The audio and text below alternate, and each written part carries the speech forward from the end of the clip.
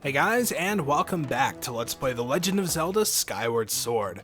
So we just finished up with the Silent Realm here in the Eldin Volcano region. We got our cool new fire shield earrings, which you can actually see, believe it or not, if we can get the camera close enough. Here we go. That link's coming at you. Okay.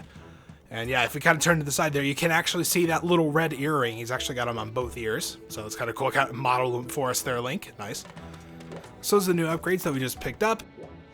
And with that, we can make our way forward, actually not through that cave, but rather over here. If you remember, there was a high temperature area that we kind of ran through very, very briefly before.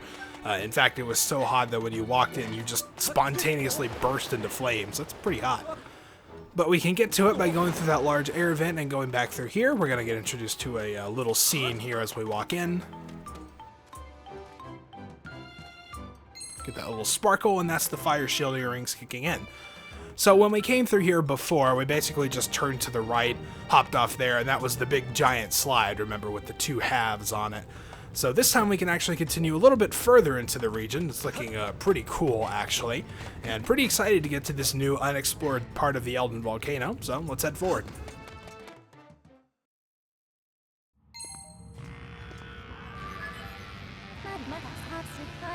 And of course we have our customary status update as we enter the new region. Fi's going to explain a little bit about this place, but this is the giant crater at the top of the volcano summit.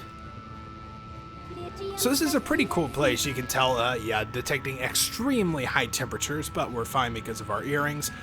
This place has a really cool atmosphere. It's probably one of my favorite parts, actually. Just this area in particular, because it kind of reminds me of the inside of the Death Mountain area in Ocarina of Time, you know? Lava everywhere, like really high temperature looking. It just looks like it'd be so hot.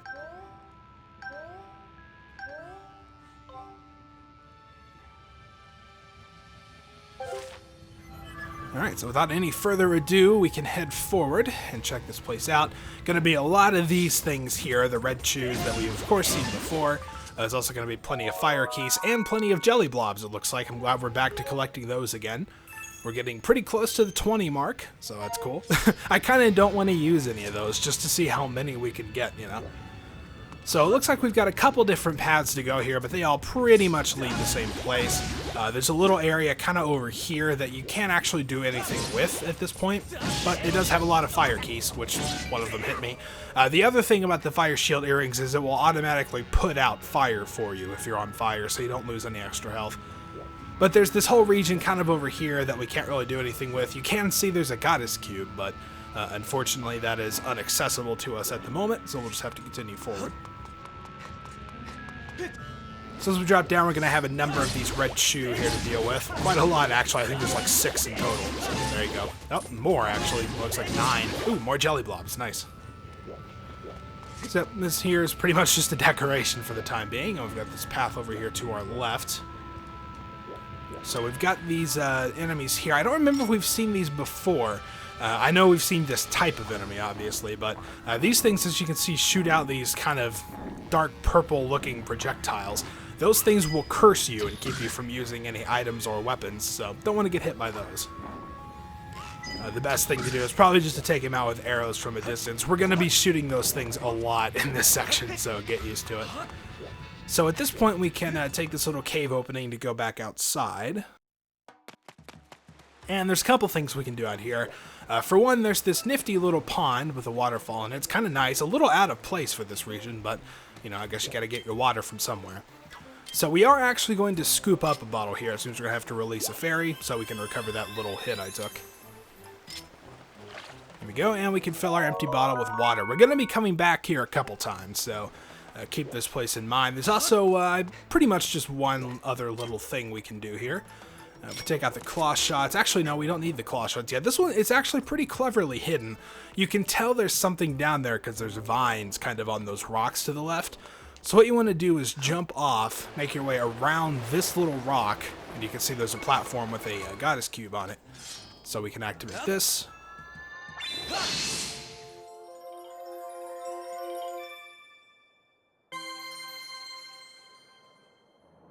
And it sails off into the sky. Now, obviously, to get back, we're going to have to be using all these vines. Oh. Yeah, sometimes it says your claw shot is in range, but it's not quite. So it's a little kind of off the detection sometimes, but usually not too bad. So once we get over there, we pretty much want to head up a little bit so we can make sure to get closer to these vines up here.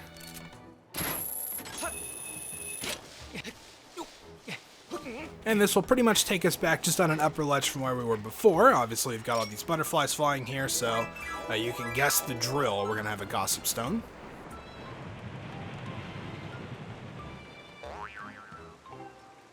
And yes, he gives us another jelly blob. Man, that guy knew exactly what I wanted.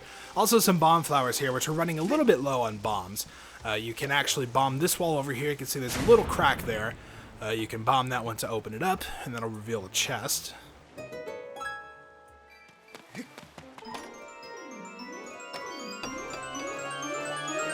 And the chest holds 100 rupees, so yeah, I guess it's worth feeling like a celebrity for a little bit. Alright, we can also pick up this goddess plume over here. I don't think that always shows up there. I think it's kind of random whether that's there or not, so I might have just got a little lucky this time, but we'll take it.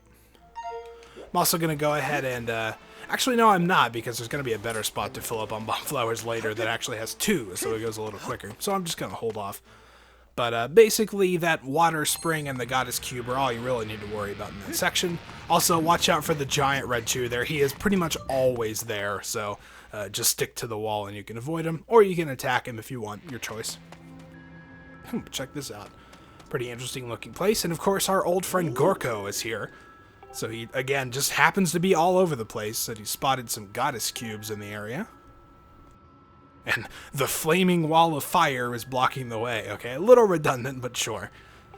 So obviously our objective is to put out the flames. And I think, yeah, Fide's going to tell us we can use our dousing ability to find goddess cubes now. So we'll go ahead and go through that whole process.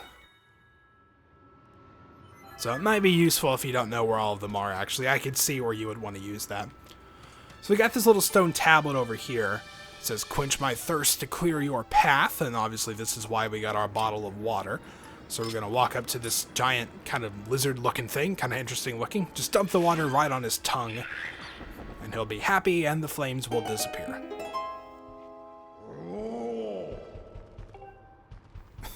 And Gorko gets excited and runs ahead, of course. So you can already see there's going to be another flame wall and another one of those lizard things, so before really even wasting too much more time, let's just go back and get another bottle of water, shall we? Alright, so we are back with a second bottle of water, and this time we want to head over here, but as you can see, it's kind of destroyed. We can't quite, like, toss the water up there, so we're going to have to do a little bit of work to get up there. First, we can dig for these spots if we want, and that one's got a bug. It's one, yeah, it just has hearts, so, you know, if you don't really need them, don't worry about it. Also, yet another goddess, not a goddess, I was going to say like goddess cube, but no, it's a gossip stone.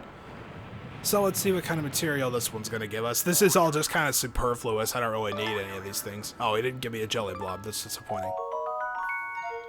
Alright, and we can dig up all these spots. Oh, okay, yeah, see, it says there's a piece of heart somewhere nearby, but we have to be able to burrow like a magma. So obviously, while we can dig up the holes, we can't quite burrow into anything. So that's something we're going to have to come back for later. And that's kind of why there's this giant hole in this dig spot. But let's go ahead and get the other one. Looks like just hearts, so I'm not even going to bother with it. And here's a spot where we can fill up our bomb flowers. And back up to 10. Nice.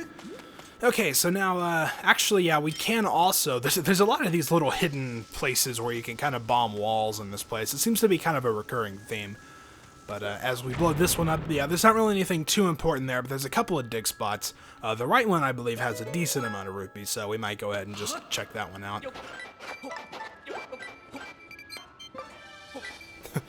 Okay, well, that was a little sloppy, but we didn't really get anything too big there anyway, so I'm not concerned about it. Alright, so to get up there, we can use our claw shots on these vines.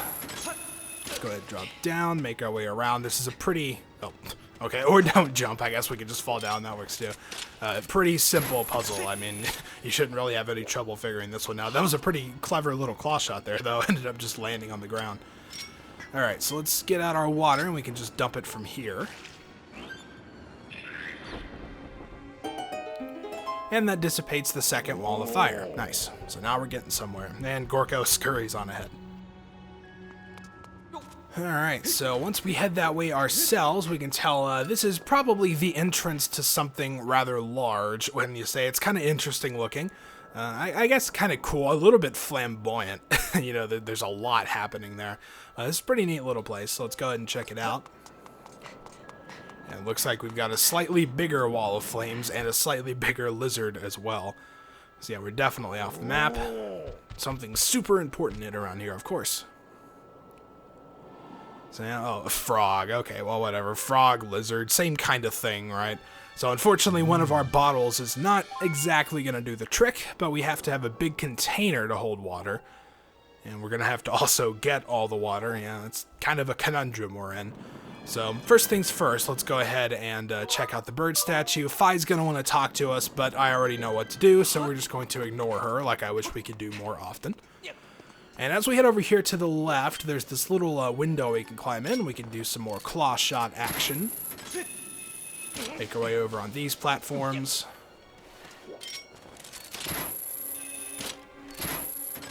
And there's a Lizalfos up here.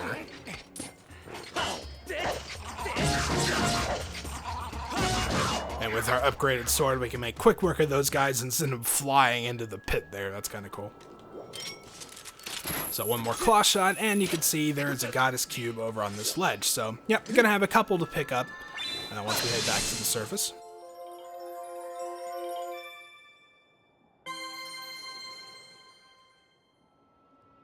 Okay, so at this point, we're pretty much left to figure out what we're supposed to do about getting all this water and a big container to put it in.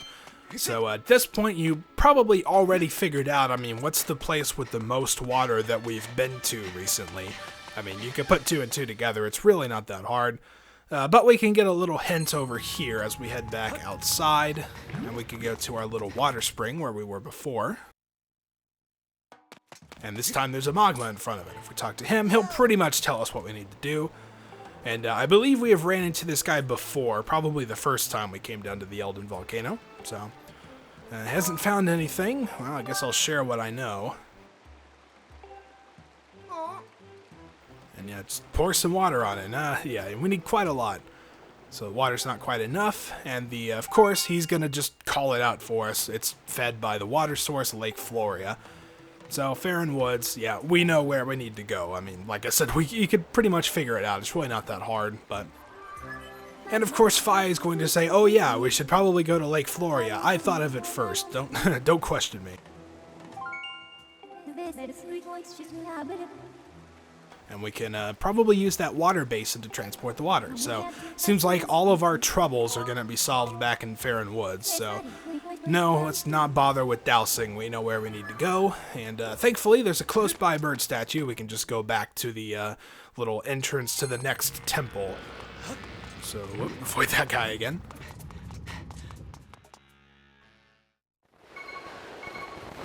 And of course, we descend here on Farron Woods, just pick the Floria Waterfall bird statue, and we're right out here by the entrance to the Ancient Cistern again. So we can head back in, and this will be the Water Dragon's quarters. And thankfully, she's still sitting there, so we don't have to search for her or anything. So let's go ahead and make our way onto the big central platform here. Alright, so let's see what the Water Dragon's got to say. And yes, we wish to borrow the water basin, and she seems pretty inclined to the idea, no intention of soaking in it again, so it's ours to use. Cool. Well, that was easy. I'm kind of surprised she didn't make us go through a test or anything, but oh well. So, yeah, we're gonna have to... Oh, not that guy. I like her reaction. Unless you plan to carry the tub on your back, now's not the time to be picky. Alright, fine, I guess.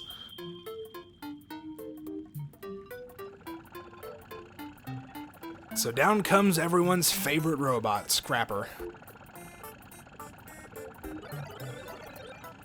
You know, I kind of wonder how it gets here so fast. Like, this is a pretty long way away from Skyloft, but you know, it looks pretty heavy, but he can take it, so that's good.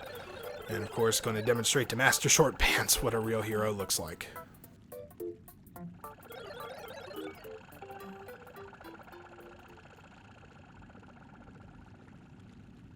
Okay, so up he goes, and we now have both the water required and the tub to transport it in, and our task is now complete, and we should return to the sky so we can go to the volcano. So a little bit of tedious backtracking here, I gotta say. I'm not really a fan, but this is pretty much the only time in the game, I think, that you have to go back to one area, like just for one little specific thing, you know? So I guess it's kind of cool in some ways, but I don't know, it feels a little unnecessary at the same time. So anyway, let's head back to the volcano. Actually, before we head to the volcano, there is actually something that we can take care of while we're out here. If we look up with the claw shots, remember we didn't have these last time we came through. We can see there are these vines up here on this ledge, and if we do that, we can grab the amber relic. And also turn around, climb up here, and there is yet another goddess cube. So let's go ahead and take care of that. It also might be worth turning around here, getting out the hook beetle, because there's a rupee up here. And, whoa, okay, I'm having that trouble where I can't fly straight anymore. I have to do a little more calibration. But as you can see, there's a rupee there. It's kind of golden, and if you don't know, a gold rupee is worth a whopping 300. So there you go. That's worth quite a lot. It's probably worth grabbing. But for now, we can just head back up to the sky and back to the volcano as previously planned.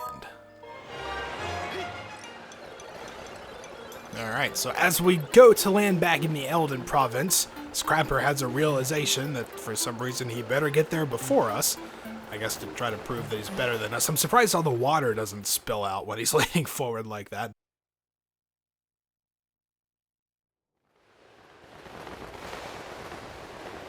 So as you can see, we don't have a choice of where we can land, which means something's up, of course. So we still managed to get down here before Scrapper.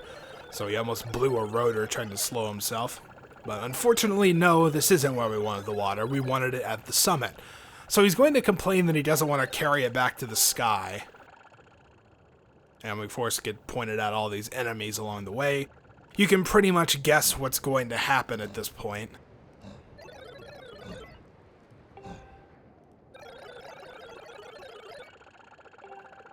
So, of course, we came all this way, so we're going to play Protect the Robot. This is one of the more kind of meaningless sections of the game, really, one that they probably could have done without, and it doesn't even make any sense. Like, how would it be less effort, you know, to go through the volcano and go all this, than to just go straight to the surface? Like, wouldn't that be faster and less work? Or straight to the summit. But, you know, oh well, I guess we have to do it. They had to pad out gameplay somehow, so we're going to have to escort Scrapper up the mountain, and it's quite a ways, so get used to him, I guess. So we want to be taking out these archers from a distance. We can, of course, do so with our bow.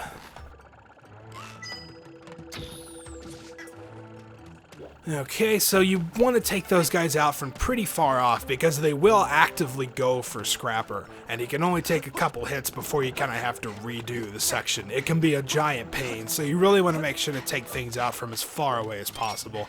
So it's really worth looking around with every new area that you go to.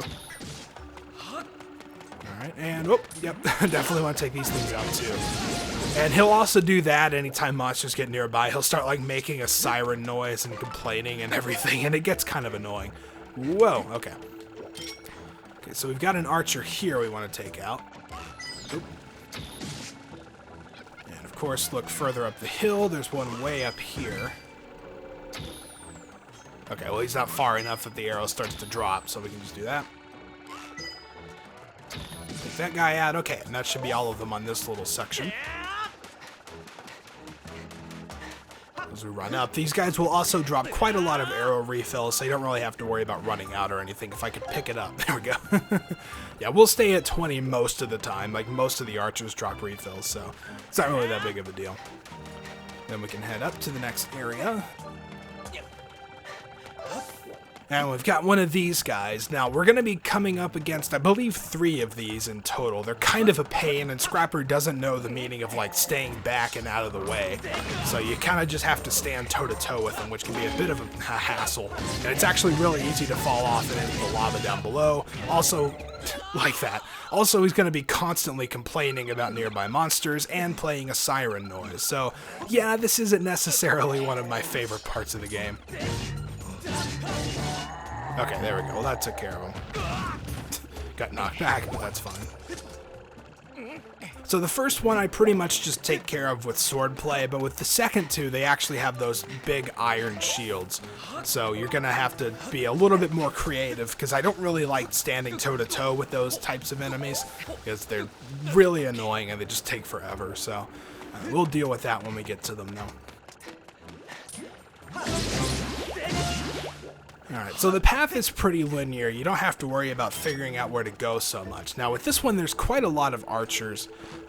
So we're going to make our way up here.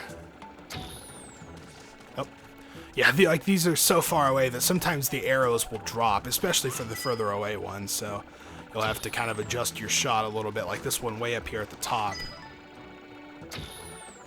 See, it kind of went down a bit. And there's a few more, like one up here. There we go, that one worked. And there's also one way up here. Cool. Alright, so we... Oh, didn't mean to shoot another one. But yeah, most of these archers will also row down the hill, and you can pick up their arrows that way. So it's kind of funny to just see them all rolling. I don't know why they just explode when they reach the bottom, but oh well. Okay, so now that we've cleared the path, we can start making our way up this hill.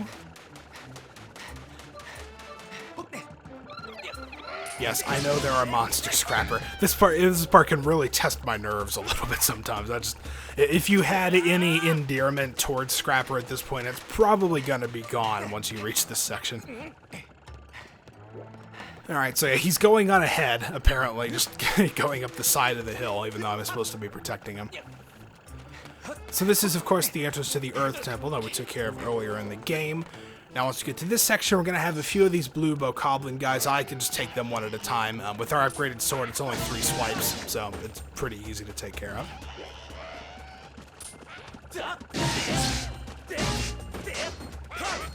The good news is, normally, if you're the one who draws the attention of the enemies, they'll go after you and not Scrapper most of the time.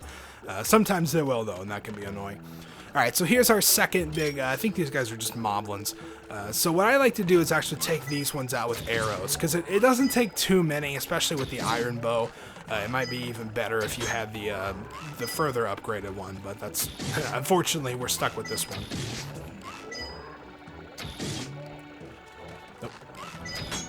And I hate wasting arrows when they hit the shield. I'm being really sloppy about this. Okay, there we go. So see, that's all it takes. And again, I fired an extra one, but yeah, cool, we got it back. So it doesn't really take too much. I think it's just like 5 or 6 or something like that. I missed a couple, so, you know, do the subtraction, I guess. But it's much easier to do it that way than trying to go, like, you know, close range with that iron shield they have. Oh, picking up amber relics left and right, aren't we? Alright, so another section with more archers and another big moblin guy. So... Oh, cool, I picked up his arrow and then just completely lost my aim. That works. Alright, and there's also actually a pretty cleverly hidden one over here to the left.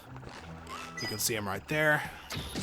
And that one could actually very easily get you from behind and really take a lot of damage out on Scrapper if you're not paying attention.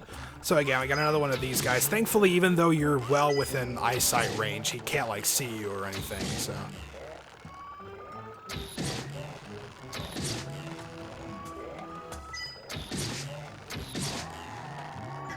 Alright, so that takes care of it. You can see we are running low on arrows, though, a little bit. So that's why I do like to take out the first one with swordplay, but you have just enough to pretty much get by with taking out the last 2 with arrows. Okay, so we're pretty close to the summit here. This is the place that you actually show up at after you go through the giant air vent here. So we're basically just right outside the doorstep. So just a couple more areas to go through before we're done. And again, I don't know how this would have been, like, quicker than just having him fly to the summit himself. It just doesn't make any sense. I don't really like this part of the game. It's annoying, so we'll just have to deal with it. We're almost done. And the next temple is pretty cool, so I guess that kind of makes up for it. Alright, let's get these things out of the way. There we are. Okay, now this one can be one of the more annoying sections, because if Scrapper just goes on down there, he will get absolutely destroyed by these Lizalfos. So what I like to do is just drop down like really close to the ledge here. You may have to shoot an arrow at them to get their attention. They usually block them, but if you kind of just stay close to the wall here, then Scrapper will stay up on the upper ledge, and then Lizalfos actually can't hit him there. Nah. Okay, well, see, he came down because I went too far out, so... Thankfully, I'd already gotten quite a bit of damage in, so it didn't really matter too much. Okay, so with that battle out of the way, the hard part's basically done. And it's just a matter of killing these things.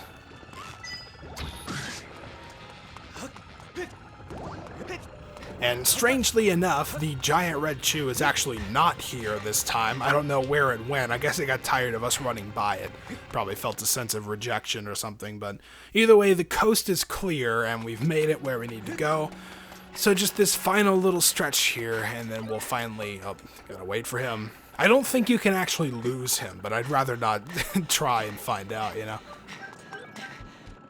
Okay, so we've finally reached the giant frog, and Scrapper will do his part. Thankfully, he succeeds, so we don't have to go through this again.